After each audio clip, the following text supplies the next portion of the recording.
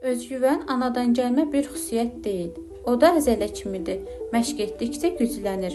Araşdırmalar göstərir ki, özgüvənin təməli erkən uşaqlıq dövründə qoyulur. Bəs biz valideynlər necə edək ki, uşağımızın özgüvəni daha sağlam olsun? İlk növbədə qeydsiz, şərtsiz sevməliyik. Onun uğurlarına görə yox, sadəcə öz olduğu üçün dəyər verdiyimizi hiss etdirməliyik. Bu zaman uşaq səhv etməkdən qorxmayacaq. İkincisi, uşaqlara yaşına uyğun məsuliyyətlər verməliyik. Kiçik bir tapşırığı bacardıqda, uşaqlarda mən edə bilərəm hissi formalaşır və güclənir. Bu da həm özünə inamı, həm də məsuliyyət hissini artırır. Ən vacibi isə prosesi dəyərləndirməkdir. 5 aldın, sənə afərin demək əvəzinə 5 almaq üçün çox çalışdın. Sənə afərin demək uşaqda öz zəhmətinə inanmağı öyrədəcək.